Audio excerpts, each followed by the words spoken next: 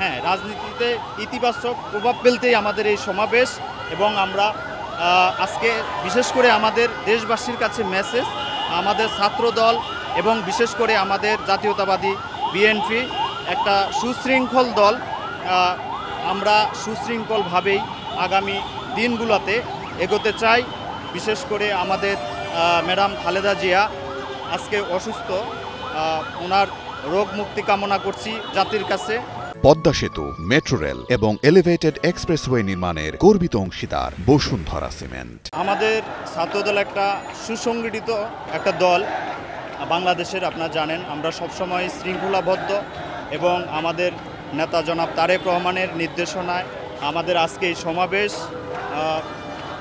সারা বাংলাদেশ থেকে আমাদের ছাত্রদলের নেতাকর্মীরা আসতেছে এবং আমরা বিশেষভাবে ঢাকাবাসীর কাছে আমরা দুঃখ প্রকাশ করছি যে আজকে আসলে ব্যস্ততম একটা সড়কের ভিতরে আমাদেরকে এরকম সমাবেশ করার মতো ইতিবাচক মানুষ সাড়া দিছে যে হ্যাঁ করতে পারবেন আপনারা।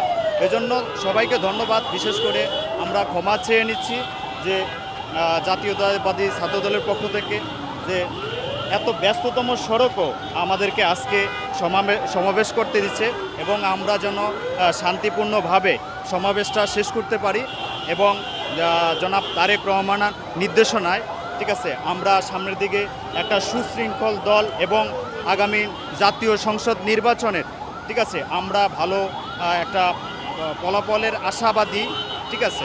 এবং সব মিলিয়ে হ্যাঁ, রাজনীতিতে ইতিবাচক প্রভাব ফেলতেই আমাদের এই সমাবেশ।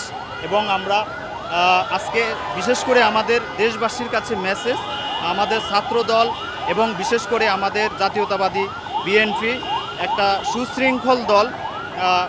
আমরা সুশৃঙ্খলভাবেই আগামী দিনগুলোতে এগোতে চাই। বিশেষ করে আমাদের ম্যাডাম খালেদা জিয়া আজকে অসুস্থ, ওনার রোগ মুক্তি কামনা করছি জাতির কাছে। এবং বিশেষ করে আজকে এই প্রোগ্রামে আমরা আমাদের প্রোগ্রামটা যেন সফলভাবে আমরা শেষ করতে পারি, এই জন্য আপনাদের কাছে সর্বোত্তম সহযোগিতা কামনা করি। For more updates, follow us on Facebook, subscribe our YouTube channel, get the latest update on www.daily-sun.com.